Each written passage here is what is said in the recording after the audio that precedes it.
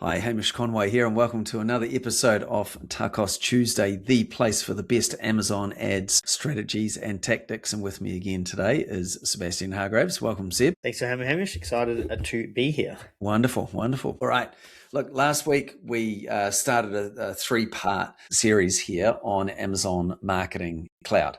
And we covered off last time around revenue and customer analytics. So look, certainly if you haven't listened to it, go back and listen to that, because that does give a good foundation to what we're going to be talking about today here in part two, which is more around the customer lifetime value. But Seb, for those who maybe didn't catch the session last week, do you want to just give a bit of a high level kind of recap on AMC and what we're doing here as part in this three-part series? Yeah, absolutely. It's super powerful. And I think in particular for vendor sellers as well, because they have much less data available to them. But so what it is it's basically a giant clean room that Amazon is able to share you customer level data without giving away any private information. It's anonymized. Yes. Aggregated and anonymized. Yeah. Mm-hmm. Yeah, exactly. It's a little bit different to what most people are used to on Amazon. Amazon's mostly a search engine and it's all about keywords and everything like that. This is more about the customer and who they are. You know, how do they shop? How do they shop on my catalog in particular? So yeah, it's a bit more about the customer. There's a wealth of knowledge in there for sure. Yeah. And for those listening, like at what point in time does it make sense to seriously start looking at AMC? I think, if you're a serious brand and you're in retail, it absolutely makes sense, as soon as you get started to look at it, because there'll be a lot of your customers will be overflowing onto Amazon because that's just where they prefer to shop. And so you want to kind of understand how they shop on Amazon that's different to your retail or to your website or other places, because it is different. We hear that many, many times where brands will come to us and be like, hey, this is our number one seller, but it's not on Amazon. And that happens quite a lot. Yeah. That's interesting, isn't it? So it's a very, very different. And look, and I've been looking at some of the reports that you've been generating for our clients, and the granular level of detail that you can get to really pinpoint where to put your efforts to grow sales. Because there is this point where for some brands, and if they're more mature, sponsored products will only take you so far. Well, sponsored products, sponsored brand, sponsored display will only take you so far. And to really continue to grow and go to the next level, this is where AMC really helps you pinpoint where to target, but also might lead into doing DSP, demand side platform advertising as well, which in Australia is still very affordable. In the US, it's a different story. It's a much bigger purchase required there, but here in Australia, very doable. Just opens up a whole world of new information. So, absolutely. Good. All right. So today we are looking at part two. I have got some slides here. If you're watching on YouTube, you'll see those. If you're listening, it doesn't matter, because they're just questions and talking. There's no data or anything that you need to look at. So no problems there. Okay. We talk about the AMC, the journey, the customer journey here. And Seb, do you want to just quickly recap last one and then what the focus is on this podcast? Yeah, we're starting at a high level in this journey, and then we're working our way down to get to some really tailored, specific actions that we can take from the information and the data that we're receiving. We don't want to collect data for data's sake. We want to collect data that informs strategy and actions that we can take from those. So this is kind of built with that lens in mind. And as we're going along with this journey, you'll see kind of when we get to the end, we'll wrap it all up into like a nice little gift box with all of the, with all the goodies that we can do in regards to actions and things that we can take with all this information. Okay.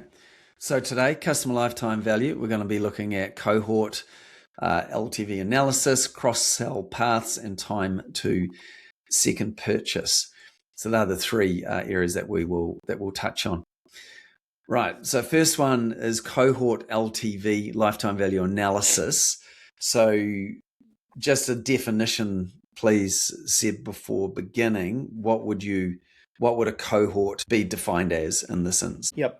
So yeah, obviously last week looking at the volume of customers, now we're looking at the quality of the customer. And so a cohort is just a group of people that we have grouped together, in this case, by a specific time frame. So it could be a group of people that bought 12 months ago, and we're tracking that group of people from 12 months ago and seeing how their journey progresses over time. It's like, do they continue to purchase from us? Do they drop off? How many of them drop off? What's that look like? And is that cohort from 12 months ago that purchased the same value as the cohorts that are purchasing recently? Has anything shifted and changed? Sometimes it has, right? Like you introduce new products that can change the makeup of your lifetime value.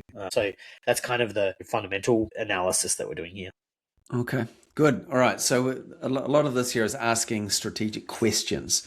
So the first strategic question you've got is, how quickly do customers realize their lifetime value, or do we realize customers' lifetime value? And is that value expanding or compressing across cohorts over time? So yeah, thoughts? So this one's probably the main question. And this one's basically saying, what's the maximum value we get out of lifetime value? A little bit of what I just mentioned. And is it expanding or compressing? So if your lifetime value on a product is $65, let's say you sell a $20 product and you get $65 out of it. Yeah. How quickly does it take you to extract $65 of value out of a customer?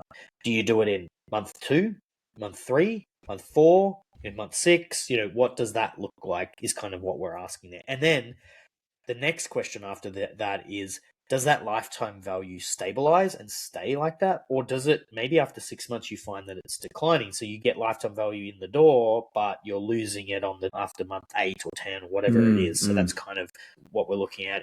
Do we get them in and do we keep them, or do we lose them as time goes on? Okay. And then depending on that, like if you're losing them quickly, then you've got to be thinking about, okay, well, how do we keep them? Are there new products, or what is the targeting that we're going to do? So this is why that's important. Okay. So another question here for the, when we're doing the cohort LTV analysis is, are your recent lifetime or LTV cohorts weaker or stronger than previous cohorts? Yeah. So this is a great question to understand if your strategy is working. So once you've gone, okay, I know my customer really well and I know how to improve my customer lifetime value, this one kind of helps you understand whether that's working. And basically what we're doing here is we're saying, and I mentioned this at the start, let's say you're tracking a cohort from 6 months ago that has been purchasing, and basically you're tracking that cohort versus one that might have happened 12 months ago, and you're comparing these two cohorts of value, right? So if one of them spent averagely $65 and the other one spent averagely $55, you're tracking the journey as they went along it. So like, did both of them hit the same amount of value in month 1 of their journey? Did both of them hit the same value in month 2 of their journey? And so on and so forth. And you're kind of seeing the value of those cohorts over time, but comparing them to each other so that you've got a benchmark, right? Because otherwise, without that, you're not actually sure if the new cohorts or new customers you're acquiring are as valuable as the ones that you've had, in the past. Okay. So it's a bit of a benchmarking kind of exercise. Yeah, and just starting to track, and I mean, arguably you could even do that monthly in some cases to look at some numbers to go, right, it's now $68, it's now $71, and you go, right, what we're doing is working. That would be, you look at the frequency of how often you're looking at these here, but that's what it is, comparing from historical to current. That makes sense. Okay, so another question here is, how quickly does your LTV curve flatten? And why is that an important strategic question to ask? Yeah, so we've already touched on this a little bit, but this is basically, is the curve flattened within the first few months or at the back end? And so you're kind of just understanding whereabouts in your lifetime value that flattens. One important note is that very recent months, it's very hard to do LTV on because they haven't had enough time yet to do repurchasing. So generally, you probably want to be looking at 3 months or greater when you're doing this kind of analysis. In the most recent 3 months, it's pretty tricky to understand that data because you could be misinterpreting it. Really, if you have got a year or more than that, that's better. So it is. Yep. There is a bit of a patience game here, right? To a degree, isn't there? You get the benchmark and then you start taking the actions. So again, it's like you want to be directionally seeing the right results. Okay, so then last one here is, and if we haven't already kind of touched on it, we've already touched on this one. This is me just kind of showing, like, how we, because one of the questions becomes, well, cohorts that have purchased from 2 years ago be more valuable than ones recently because they've had more time to make more purchases. But we're using the same amount of time for both of them to keep it relative. Okay. So I just put this in here to make sure that we touched on the point that we are comparing relative cohorts for the amount of time that they've had to purchase. Okay, no, that's good clarification there. All right, cross-sell paths. Now, this is a really interesting one here. If you've got a catalog, what are the people coming on one product, and then what else do they buy? And this is what every products company is trying to do. Like, can we get more of our products into our customers' hands, and how do we best do that? So tell me, what are the strategic questions here that you're asking and looking for, and maybe some examples as well? One of the questions from the previous slide, which is customer lifetime value, is how do we improve it? Well, one of the ways is you improve the cross-sell paths that you have, which can be upselling people into higher average order products and things like that. So this question helps with the previous kind of analysis. But the strategic question here is, which product groups most commonly drive the second purchase, and do customers tend to stay within the same category or expand into new ones? And so here we're really talking about your own catalog, and we're kind of talking about you might have certain products or product groups that lend themselves well to funneling customers into your brand. We call them gateway ASINs or gateway bunch of groups. And so here you can start to understand that it's like, okay, I don't make much money off this product group, but it introduces a lot of customers to my brand. And I can see that in the data. And I'm not guessing about that. Like, a lot of people will say, oh, I think people that go do this, they then go on and do that. It's like, well, let's not guess. Let's see if that's actually what's happening. Yeah. And how often is that happening? And is it the primary kind of driver? Because it's an interesting one here, because sometimes, well, just as you're saying that, like a gateway product doesn't, for a minute there I was thinking, oh, could that mean like a cheaper product, like a lower price product with lower friction to purchase that you then know leads on to something else? Like, there used to be this saying called having a tripwire product, that would be a small initial purchase. So once someone's a customer, then they're more likely to buy from you again. So it would be easy to think that is the case. But on some of the data we've looked at, it could be like a bin, BIN, that is the initial purchase, but it could be more expensive. But then the bin liners that are quite cheap become the follow-on purchase. So actually, the more expensive product is one that you could put more into. What are your thoughts on that? Is there any trends you're seeing in terms of what typically can be the ideal first product, or is it just surprising across whatever the brand? Well, I think it's both of those things that you mentioned. I think it depends on the niche a little bit, but I think you can have a tester or a trial pack that leads on to others that can work. Or you can lead with a more expensive product, like you mentioned there, which can afford a lot more advertising spend. Yeah. And in that case, what you're kind of doing is you're actually blending your metrics together. You're not just looking at the bin in isolation and saying, is this working or not? Because you might look at it and go, okay, one-time purchase, very expensive, I'm spending a lot on ads. But if you know that that's driving your bin liners, you can group your data together and say, okay, what does the overall picture look like with my bin liners, with my ad spend aggregated at that product level, factoring all of it in together, and you'd be like, oh, the math checks out when I do it that way, and if anything, you might be like, oh, I'm under investing based on that. That's right. So that's a very, very advanced way of using it. And without AMC, it's not, you can't validate that and understand it properly. Yeah, no, it's interesting. Yeah, I was just thinking that particularly with food, example packs where you might have 3 flavors in one initial pack, and then splitting out into the next one has is just each of those flavors, and whenever that's been done, like it is the sample pack or the multi-pack is the one that actually seems to go the best, because that's what everyone's trying. What else here in terms of which, while we're looking at cross-sell paths, which specific product combinations most frequently drive the second purchase? Is there anything else there around that strategic question that's useful? So this is basically just a deeper dive of the first question. The first question is product groups. This one's more about the product itself, and you're using your product groups as kind of benchmarks, and then you're looking at individual products. Sometimes you have it. Well, most companies have a hero product. They'll have one product that does a lot of the heavy lifting. And so in this case, you can start to understand the relationship between that first product and what it drives elsewhere down the line. And this doesn't just inform advertising strategy. It can inform your catalog makeup. You might decide to do bundling in a specific way. that can help improve AOV and average order value. So remembering, you kind of, when we're talking about lifetime value, you can acquire more customers, and which is a volume play, or you can monetize your customers and make more out of the customers. And what we're kind of talking about here is the monetization side of that strategy. It's like, okay, well, I know what I can do on the volume side. I now need to get more out of the customers that that I have, and that's going to be bundling, understanding the purchase journey and the retargeting and all of that kind of stuff. Yeah, exactly. And this is where, if you've got a known brand, and then that can be a strong lever for people to then go, right, I've bought this container for the kitchen, and actually I like that, I'm going to get more of that. Actually, I like that brand, I'm also going to get the peeler, I'm going to get the whisk, etc. It might just flow on from one good product that is really really helps the brand. That can be a really good way to go. Or if it's a lesser known brand, people get the hero product, and then they go, actually, that was really good. What else have they got? Right, they've got they've got iron. They've also got a resveratrol or whatever, like a different kind of supplement in the stack, for example, which could work quite well. So excellent. So this just takes away the guesswork and gives us the facts, which is what we are all about. So this next part here, last part here, is time to second purchase.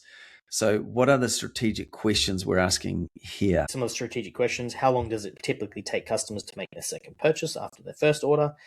So the most obvious thing here with that kind of question is, okay, if it's 60 days or 90 days, I'll make sure that I serve them a retargeting ad in that period of time. Going back to the bin example and the bin liners example, it can also tell you, I suppose, build on what we were talking about with the path to purchase, which in the one before, which is like the medium days on a product, for example, like a bin being very, very low, does tell you that people purchase the bin and something together, or often and frequent, in which, in this case, if you pair frequency with path to purchase, you can see that basically people are adding the same things to cart at the same time. And that just consolidates that view of like, oh, I really need to create a bundle here around that particular thing. So there, that's kind of that kind of first piece. The second question is, which products drive the fastest repeat purchases, and which products take the longest to generate a second order? This is probably more about understanding, like, now that your cross-sell paths, this is probably more about understanding your like investment strategy, or like what strategy you're going to be doing around like deals and things like that, to